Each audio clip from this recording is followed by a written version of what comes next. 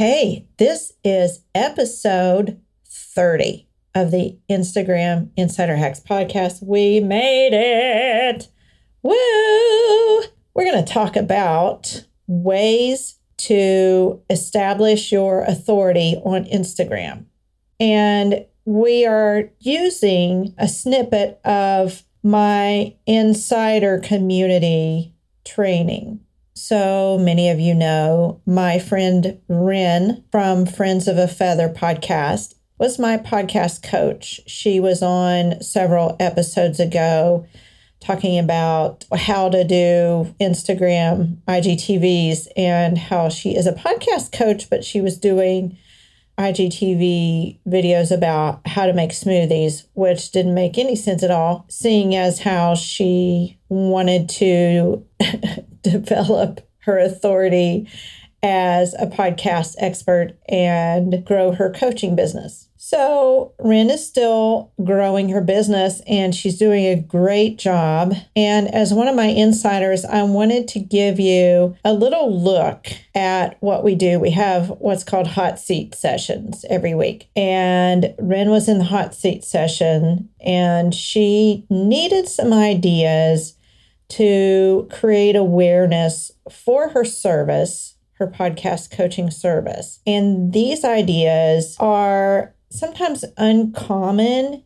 I think they're overlooked in that people don't realize they're available to them.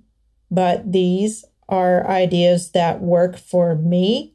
And when I teach them to my clients and my community, and they try them, they find out they work and they create awareness so that people come to them for their services.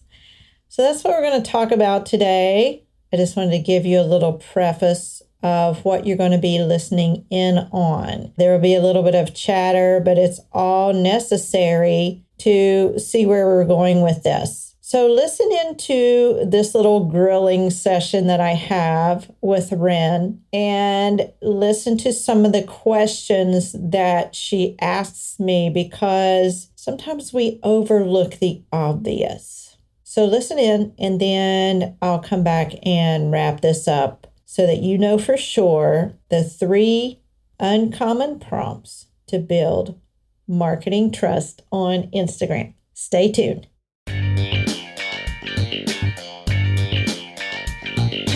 It's Ruthie from RuthieGray.mom, and welcome to Instagram Insider Hacks. So easy, your mom can do it. This is the podcast that teaches you how to authentically deliver your message in a non-pushy way. If you want to receive engagement and investment on your Insta time, listen in. And now, here's your host, me, Ruthie Gray. So Ren's question, what are some creative ways to highlight my podcast coaching in my feed? I love when I connect a podcast tip with a child rearing moment or something else in real life, which is great. That does great with analytics, but then I get stuck because I don't have something super creative like that. Then I don't share anything. All right, I want to start with that. So what I do is, like when I need ideas for what to teach about Instagram tips. You know, everybody needs ideas for what to teach about their expertise. And what I do is whenever I'm just doing something that is part of my job, I mean, it's just what I do to be posting on Instagram, to be consistent, and it's just part of me. I try to note it and take back a step and think, you know, this is probably comes second nature to me, but I think others might benefit from this. And usually that's the key.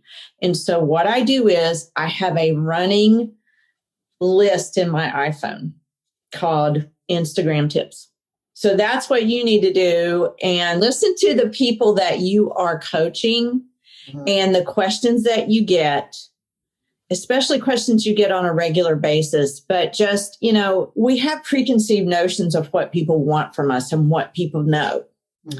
And so we have to really, really be listening to our people and keeping our ears open, because a lot of times I'll get questions and I'll just kind of dismiss them as I answer it once and then I'm like, everybody knows that, but they don't. Yeah. And so it's a lot of times it's those super easy questions that are second nature to you. So that's what I would do, number one. Okay. And then number two, which is on the heels of number one, is start really paying attention to your processes. In fact, everyone should be doing this. The processes that you use for your particular expertise, whoever you are out there, start logging it in a Google Doc. Like, what do you do? That's just so, to you, it's second nature. Like for Diana, it's, eating or, the things that she does for meal prep and things like that. And so for Ren, think about it. I don't know if you have a Google Doc or if you have done something like this. I know that you've created checklists for your people that you coach, but I would encourage you to do that about your processes, because if you ever want to hire somebody to help you, they need to know your processes too. Yeah, that's true.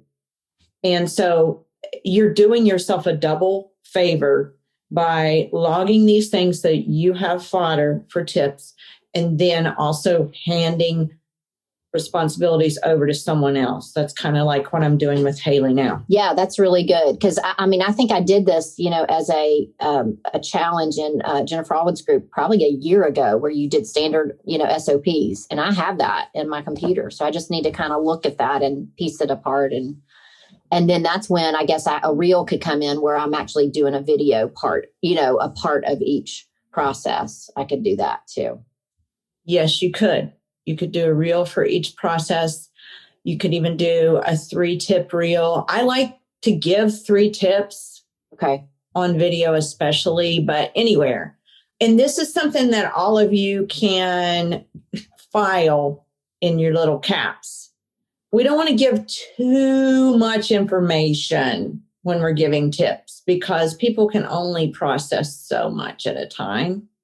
So the shorter and more actionable we make those tips, just simple. I mean, for us, we want to go into the, the molecular nuclear, whatever, all that kind of stuff, tell why and all this, but just do it. And like, if you'll just take a list and just write 3 tips for each process, then you can even narrow those down. Like you can, for lack of a better term, you can dumb them down because, like I said, it's second nature for you, but not for everyone else. Very helpful. I would go back and look at the questions that people are asking you too, about podcasting. Well, and I recorded a pre-call that I had with a client, a VIP day client, and there was a lot in there. So I'm going to go back and watch that. Yes. Things she was asking while I was. That's your material right there. Yeah. User-generated content, you guys, that is gold. What are people saying to you? And what are people asking you? And what are, a lot of times we need to repeat back people's questions so that we're sure that we understand what they are trying to ask us, because we're so consumed with getting our message out and our information, because we know we have the answer on whatever it is, that we forget to listen to the questions. We forget to listen to the user. And Ren, polls and stories is your best friend. You know that. But like what? What do I say? What do I ask them? Like, I get stumped in that. I try to I overthink it so much. Like you're saying, polls about like questions about like processes or what their holdbacks are without. All of it. Okay. Like anything that comes to mind. Don't say things like, what are your podcast questions? Because they don't know. Right. I mean, even when I say that on mine, people come to me for Instagram advice. But when I say, what are your Instagram questions? They don't know. They're drawing a blank because that's not where they're coming from. This is where I live, but that's not where they live. Yeah. Yeah, They're just happening by and hoping that I'll give them something, you know? So I have to give them the question and the answer. Yeah. We have to think for these people on Instagram, man. We have to. We've just got seconds. So something that I really love to do is the quizzes. Okay. Where do you struggle most? Audio, what to say, all of the things that we podcasters like, editing,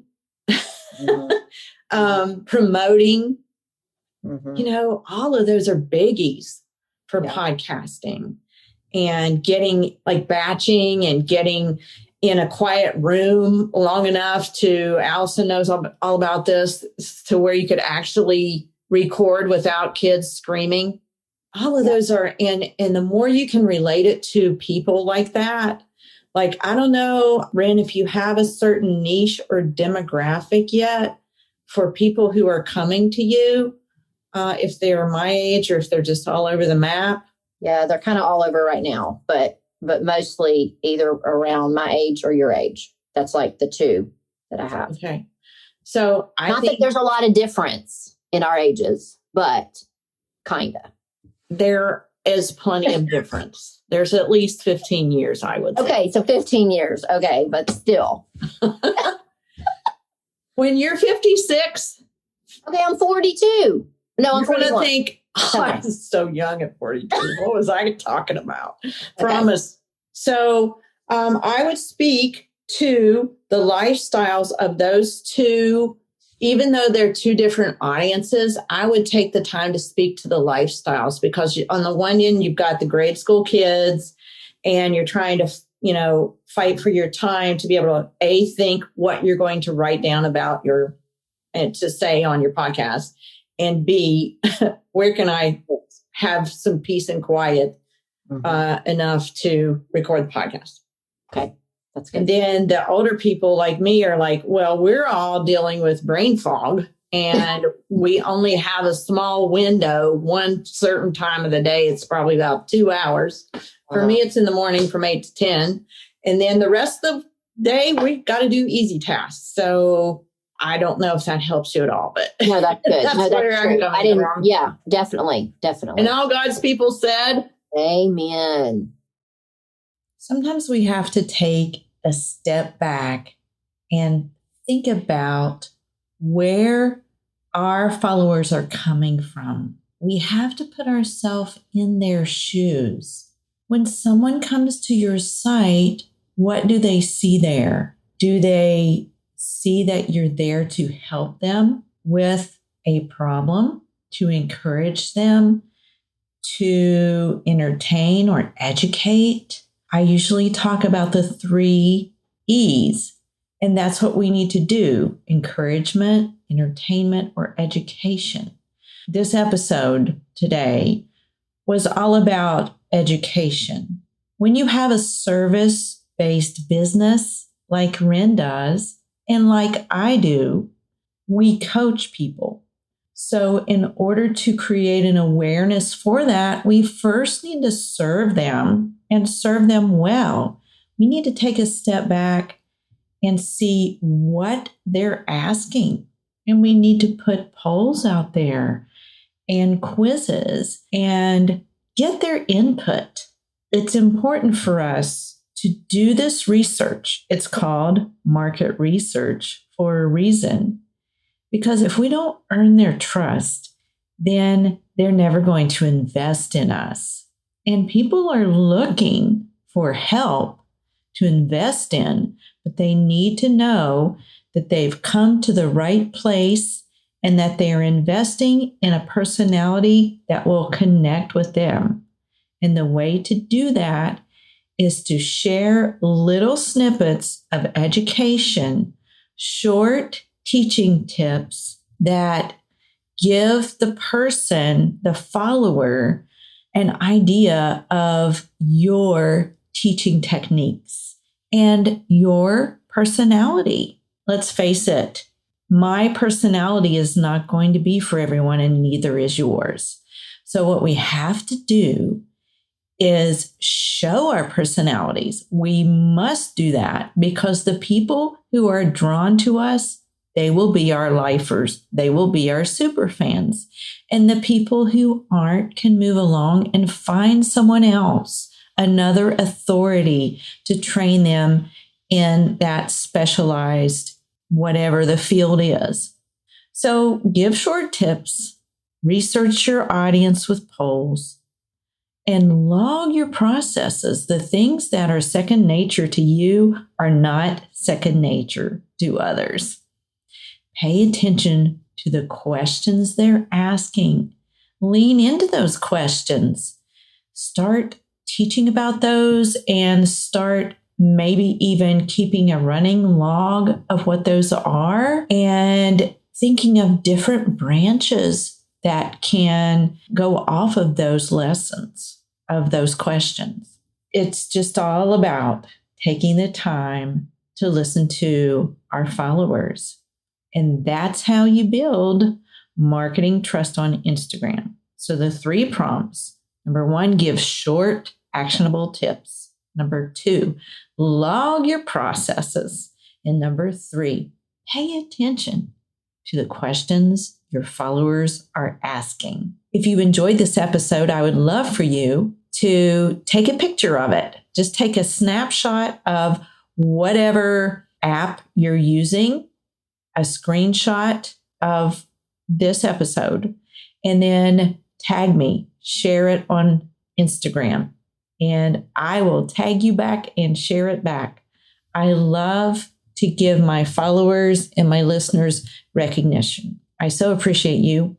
I hope you'll come again next week, and let's listen in to some more goodness about the ways of Instagram.